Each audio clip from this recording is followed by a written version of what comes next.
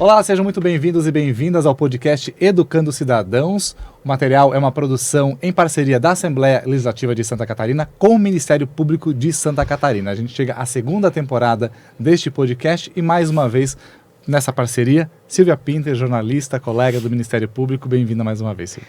Paulo, é um prazer estar aqui novamente nesse bate-papo, e ainda mais hoje que a gente vai ter uma entrevistada especial e que ajuda a construir a cidadania em Santa Catarina, não? Nesse segundo episódio dessa segunda temporada, a gente vai falar sobre uma ferramenta muito poderosa no combate à corrupção, à construção da cidadania, que é a educação. Isso tudo a partir de uma experiência de uma das mais importantes lideranças do terceiro setor aqui em Santa Catarina. Então, a nossa convidada, ela nasceu em Blumenau, foi criada em Brusque, é mãe de 3 filhos, assistente social, aposentada, atuou por 28 anos na antiga Telesc, que é a Telecomunicações de Santa Catarina. Tem mais, viu? Ela foi diretora-geral da Fundação Catarinense de Educação Especial, fundadora e membro do CODENE, que é o Conselho Estadual dos Direitos da Pessoa com Deficiência, e também atuou em diferentes instâncias ligadas à assistência social e à educação. E desde 2000, está à frente do Instituto Guga Kirten, e como presidente da instituição, que impacta milhares de crianças e jovens em Santa Catarina. Além disso, foi presidente da Federação das APAES de Santa Catarina e secretária de Estado da Assistência Social, Mulher e Família. A gente está falando de quem? Quem? Alice Kirten. Seja bem-vinda. Uma honra ter a senhora aqui com a gente no Educando Cidadãos. Muito obrigada a vocês dois. É muito importante esse momento que a gente pode falar um pouquinho sobre a educação, sobre o poder dessa ferramenta, né? Não deixa de ser uma ferramenta utilizada em todos os setores, né? Mas aqui no nosso meio também o esporte, utilizando também o esporte como ferramenta, e falar exatamente da Assembleia e com o Ministério Público. Alice, a gente falou um pouquinho do currículo da senhora, né? Passou pela assistência social, gestão pública, terceiro setor e muito defensora da educação inclusiva, que acho que isso é um ponto alto nesse processo de educação. Nessa trajetória da senhora, né, de que forma que a educação ela foi uma ferramenta central para a gente enfrentar a desigualdade, incluir as pessoas e também formar cidadãos?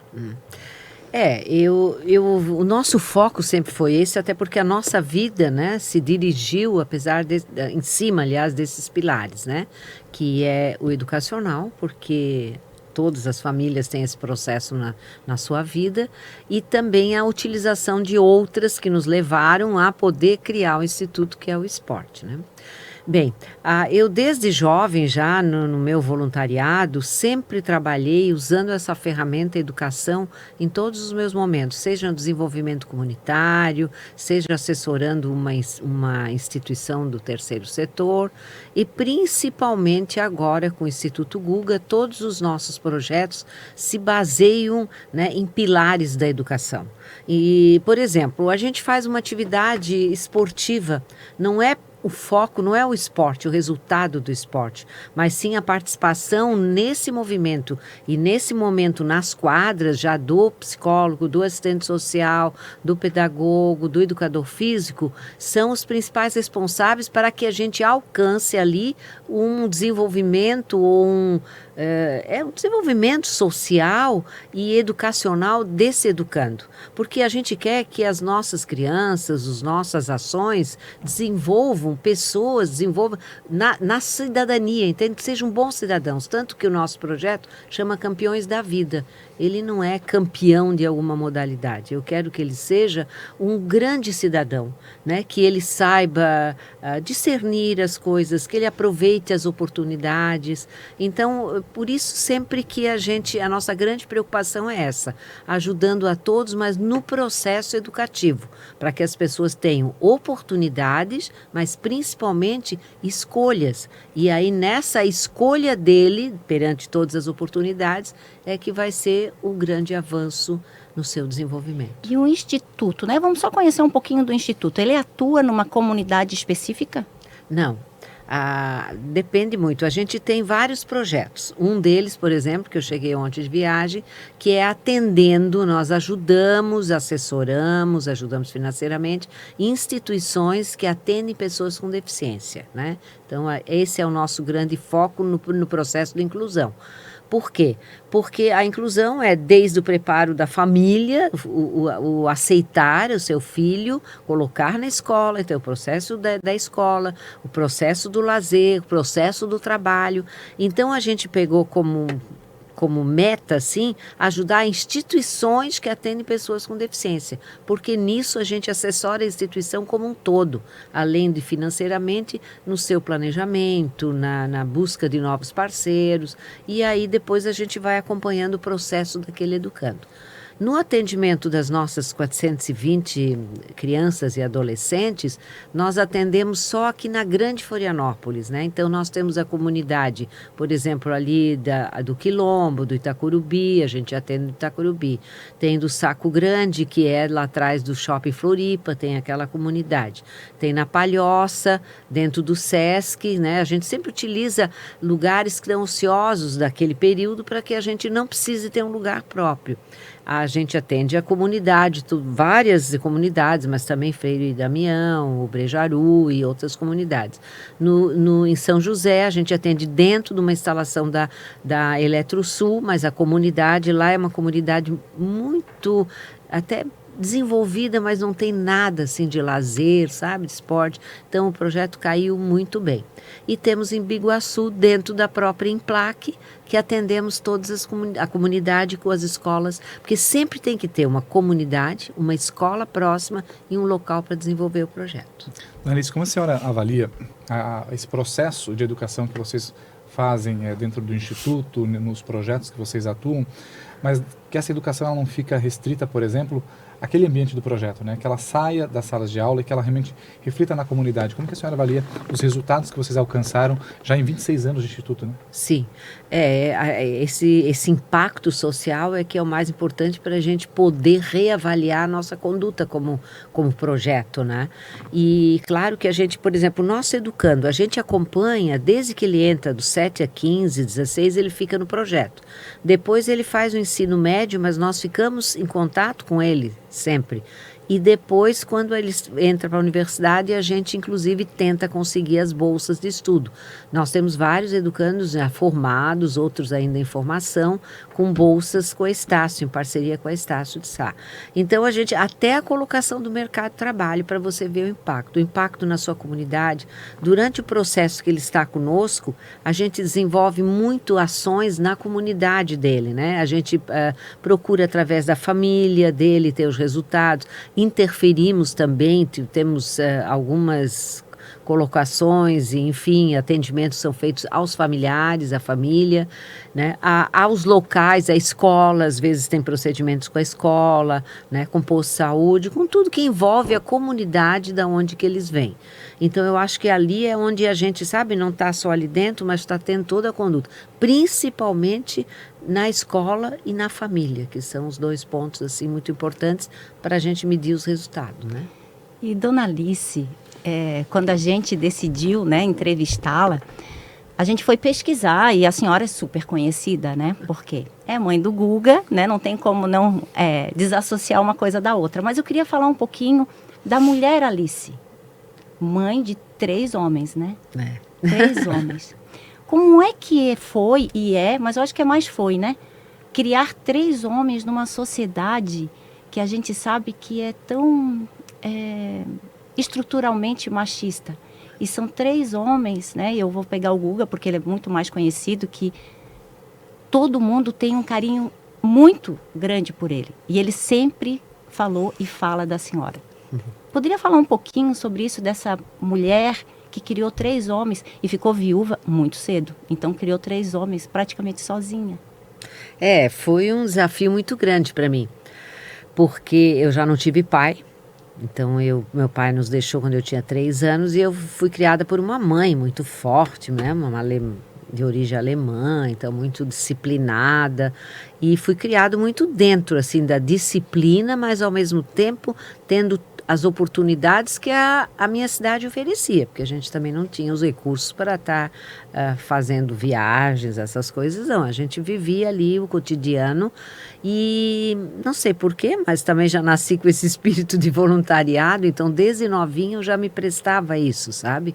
12, 13, 14 anos eu já me prestava, faltava um professor, eu me oferecia ajudar, então isso aí me preenchia muito, e isso a minha mãe sempre incentivou, essas participações comunitárias, e então foi muito bom isso aí. Mas quando eu casei, e aí tive os filhos e perdi o marido cedo, eu realmente vi que era um segundo desafio, que exemplo que eu vou adotar agora para criar os 3 homens, né? Eu disse, bem, homem e mulher é tudo igual, né? Então, eu acho que o exemplo é o mesmo que eu fui criada, dando as oportunidades, mas ao mesmo tempo dando bastante limite, né? Eu sempre dei muitos limites, assim, e limites que não influenciaram em nada deles serem, porque tenho traumas ou não, porque se escuta muito isso, né? Esses dias eu li uma reportagem ainda de quanto que os jovens, ou sei lá, hoje adultos, estavam reclamando porque eu tenho estudo, porque eu não tive pai e tal.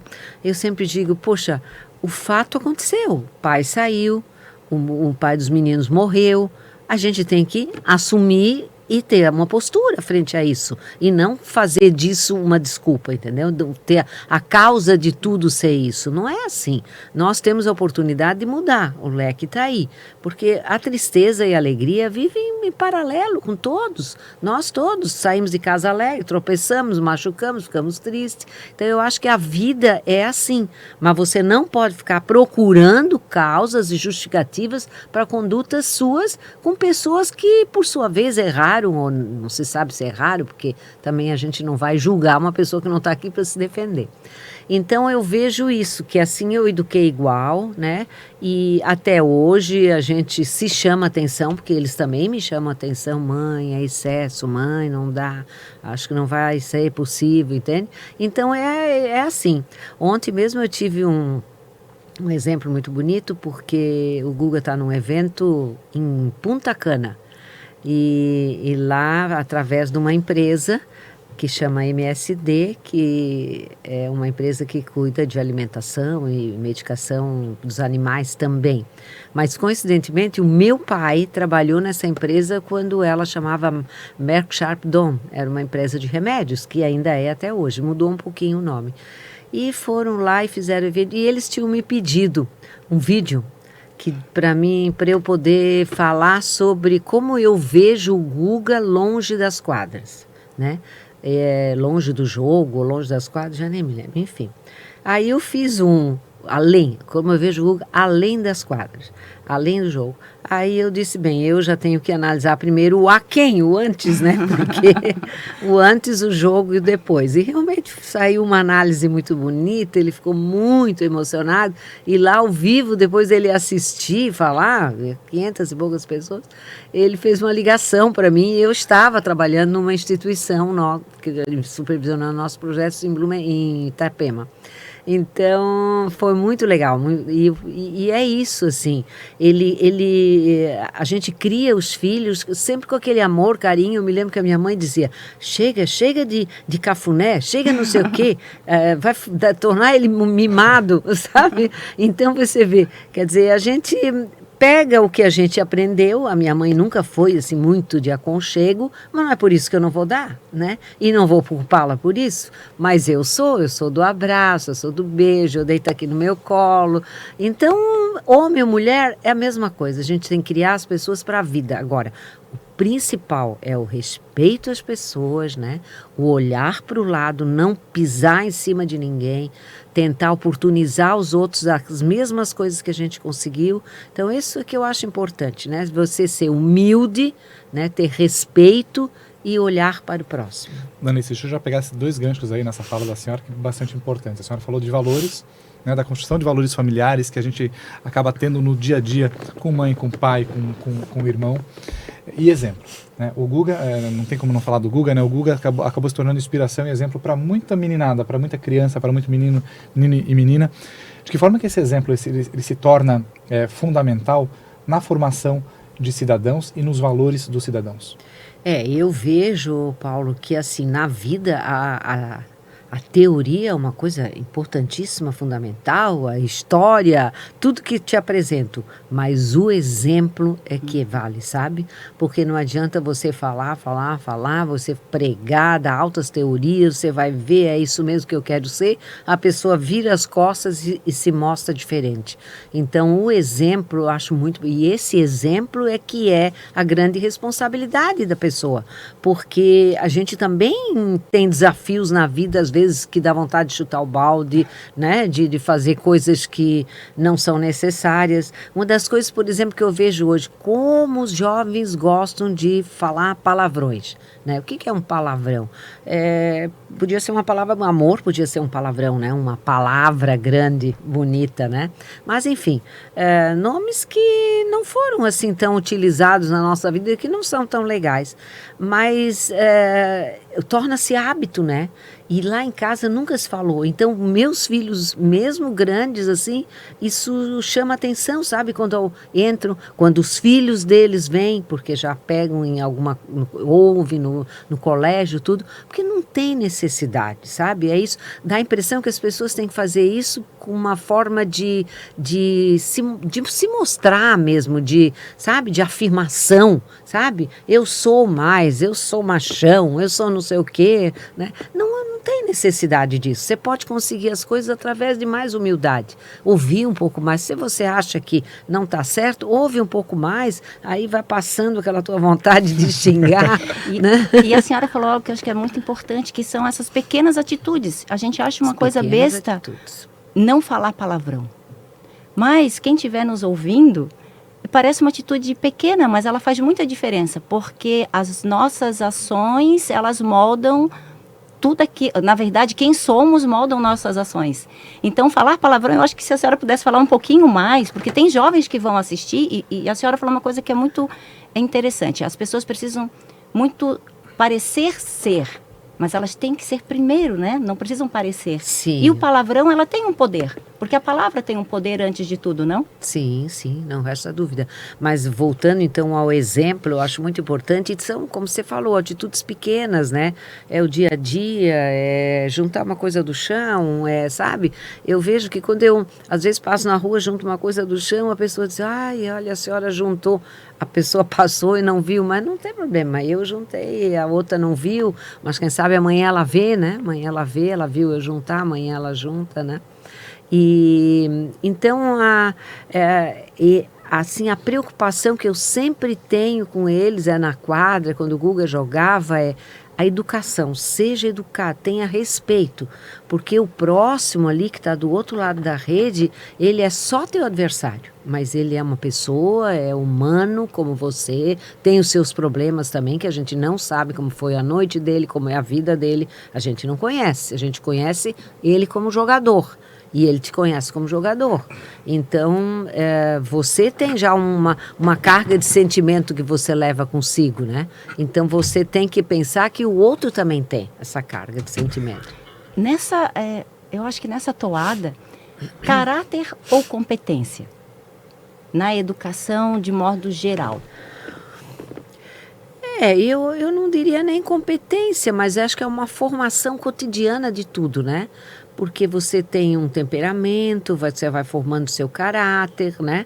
E você vai moldando isso. E assim, você não precisa ser perfeito, ninguém é perfeito. Mas você pode admitir que hoje eu não fui tão bem, mas amanhã eu posso ser melhor. Então aí muda, entendeu? Isso que eu acho que as pessoas, a gente tem que se avaliar, né? Eu mesma tenho problemas, tem coisas que eu gosto mais, tem outras que eu gosto menos, mas eu tento equilibrar, tento fazer, né? Se eu não fui tão bem hoje num processo, amanhã vamos tentar melhorar, né? E não se pode permanecer no erro, né? E talvez, a senhora falou algo que eu acho que é muito bonito, que é a gente se autoavaliar. Comparar com a gente mesmo, né? Sim. A gente está numa sociedade hoje que, acho que por conta das redes sociais, né? Que a gente está lá e a gente fica se comparando com o outro. E talvez a senhora tem toda uma história que se pudesse falar um pouco sobre isso, do seu aprendizado, né? A senhora tem quantos anos hoje? 77. 77 anos. Olha quanta experiência a senhora já passou. Consegue fazer um paralelo, porque é de uma época que não tinha celular, né? Não tinha rede social, né? Esse paralelo com essa questão para a gente educar cidadãos de bem. Qual é a diferença? A gente, eu diria assim que como mãe, né, como educadora de filhos e tudo, a gente tinha muito mais facilidades pela vida mais simples que se levava, sabe? Hoje em dia, claro, a globalização, o excesso de informações, né? O excesso de mentiras também, né? O excesso de mentiras. Então, news, hoje em dia, as pessoas, o julgamento é muito rápido, né? As pessoas nem bem olham, já não chegam a olhar bem no teu rosto, te conhecer, já vão dizer se você é bonita, se é feia, né? Isso, né? Pelo menos dissesse. Eu me lembro que a gente faz alguns treinamentos, sempre quando a gente entra com as pessoas, entra num lugar e observe esse lugar. E aí você vê que todos eles, na primeira ou segunda frase, eles já dizem assim, é um ambiente iluminado, eu mesmo, né, claro, mas eu mesmo quando cheguei disse, o ambiente está muito iluminado. Mas você pode dizer, um ambiente tem luzes, tem tudo, mas não precisa já dizer que a luz é amarela, a luz é forte, aqui é um exemplo bobo, mas fora, né? Que a árvore é feia, ou que a pessoa, poxa, a pessoa muito grossa, a pessoa não olhou para mim. Você nem conheceu, você tá vendo a pessoa. Então, hoje em dia, a facilidade, sabe, de você julgar as coisas, criticar as coisas e principalmente colocar coisas ruins que você imagina, às vezes, né?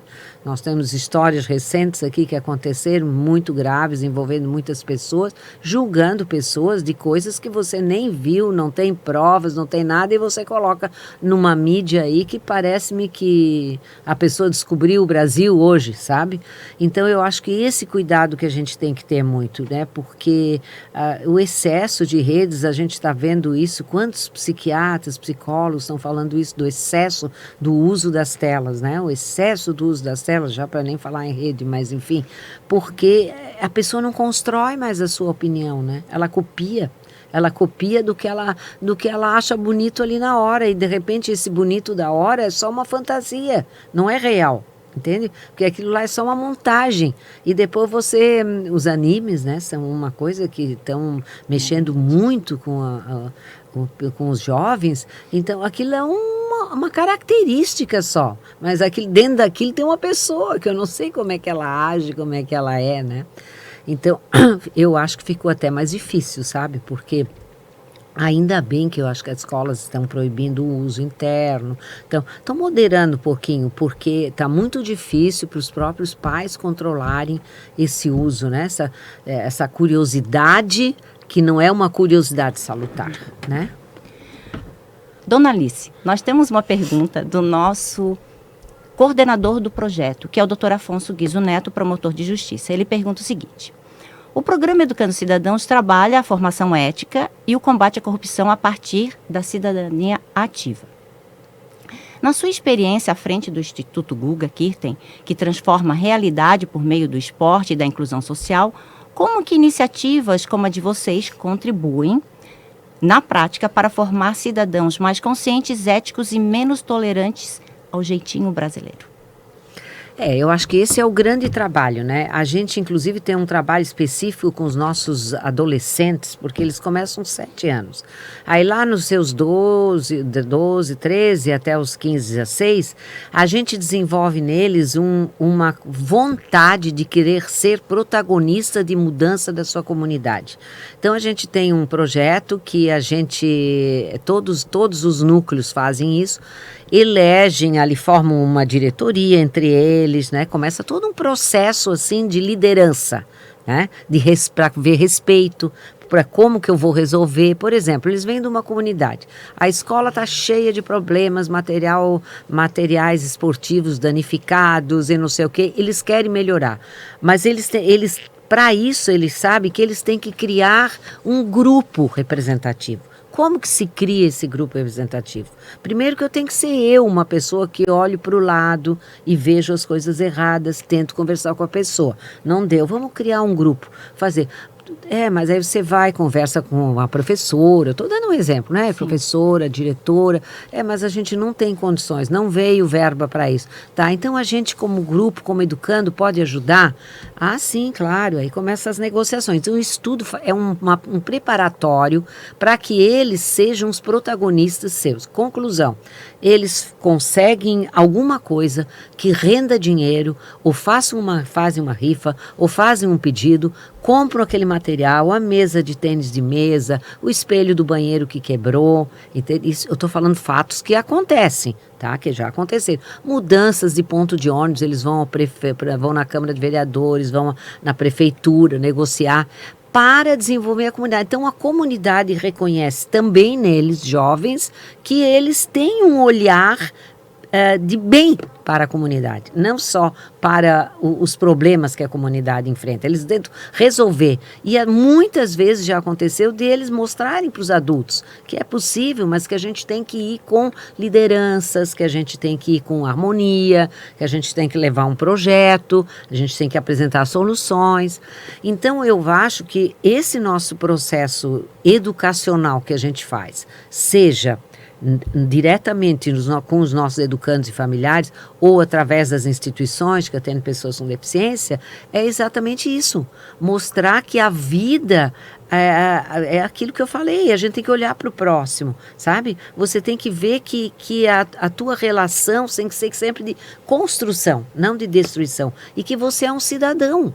Então, se você vê uma placa quebrada, alguma coisa no chão, primeira coisa já é juntar, se está atrapalhando o outro, já é um ato de cidadão, porque eu sempre digo, eu respeito a minha rua, o meu prédio, né? Então muitas vezes as pessoas dizem, mas eu não quero fazer parte disso, não. Pois é, mas se você não fazer parte dessa comunidade que você vive e não defendê-la, o que adianta? Você vai só pedir para os outros?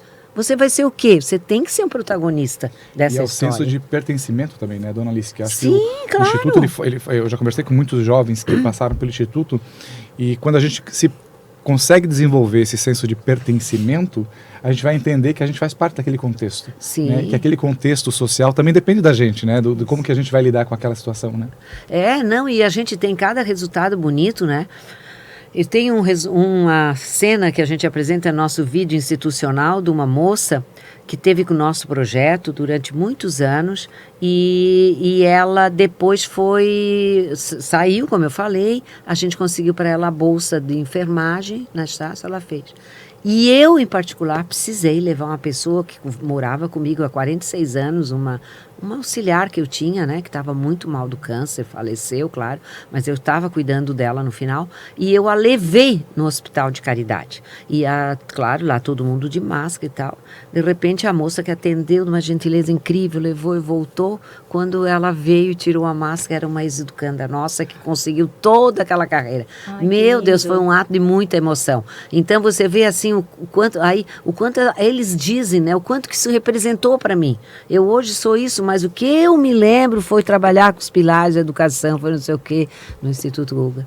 E além disso, hoje a gente se preocupa muito também com, por exemplo, dentro do processo de inclusão.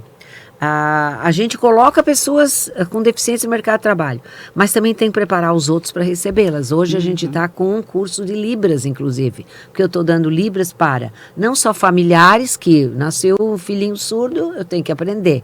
Aí professores da escola, muitos professores, eu tenho uma parceria ali com o Menino Jesus, dou dentro da escola o curso, mas abri para eles 16 vagas de professores, porque eles estão tendo surdos na escola. Então alguém tem que falar do mercado de trabalho, da farmácia, não sei o que. Então a gente tá alimentando essa linguagem com a comunidade para acolher a pessoa com deficiência. Uma outra atividade muito boa do Instituto é o curso de cuidador terapêutico, já é o 15º ano. A gente forma todos os anos 80 pessoas. Por quê? Hoje nós estamos tendo muita longevidade. O idoso está vivendo, mas está precisando de auxílio. E os filhos estão tudo trabalhando, né? E não tem muita consciência do cuidado também, né? Que um dia eu fui cuidado e outro dia eu tenho que cuidar, né? Como tem os orientais, né? Os japoneses, eles têm muito essa cultura, né? Nós não temos muito, né? Vamos ver quem que cuida. Mas, enfim, a gente prepara cuidadores para cuidar de pessoas com deficiência ou idosos. Então, essa é a visão, assim, uma visão mais ampla do Instituto, que começa aqui no pequenininho, ajuda a instituição a se desenvolver, prepara pessoas para cuidar dessas outras também, sabe? Então você vê que ele vai aumentando assim os laços, sempre nessa busca do ser cidadão, né? Responsável por onde você vive, e você ser um protagonista também. Você não precisa ser um político, mas você pode ser um bom protagonista, pode desenvolver. Eu não sou política, mas eu acho que eu tento desenvolver meu papel de cidadão. Né? Senso de comunidade. Não, eu vim ao mundo não é a passeio, vim a trabalho. No fim das contas, está tudo conectado com a educação e com a cidadania. Tudo.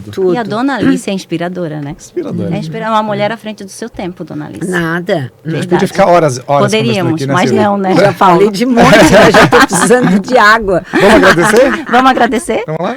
Dona Alice, muito obrigada. Gente, foi uma conversa inspiradora. Se vocês chegaram até aqui, a gente agradece, que com certeza vocês tiraram daqui muitos insights que vão levar para a vida, né, Paulo? E que a gente volta naquela tecla, né? O exemplo, né? O exemplo da Dona Alice, o exemplo do Guga, da família dela, do Instituto, né? Que a gente possa ter esses exemplos, né, multiplicados na sociedade, né, Dona Alice? Que a gente possa ver um futuro e uma sociedade muito melhor daquela que a gente vive hoje. Porque é isso, a gente tem que somar. Não é só criar e fazer coisas para você ser o protagonista maior. Não, somem, né, e juntos a gente consegue construir um mundo cada vez melhor. Fechou. Dona Alice, obrigado. Silvia, mais uma vez, obrigado pela parceria. Até o próximo, que ainda tem mais. A gente está no início dessa segunda temporada. Até a próxima. Então é isso, viu, gente? O podcast Educando Cidadãos é um conteúdo multiplataforma idealizado pela Rádio Alesc em parceria com a TV Alesc e a Agência Alesc e o Ministério Público de Santa Catarina. A produção é minha e de Silvia Pinter, com trabalhos técnicos de Vitor Hugo e Ronaldo Geller. Acompanhe mais informações em tempo real nas nossas redes sociais. Acesse lá o @AssembleiaSC e até o próximo episódio de Educando Cidadãos.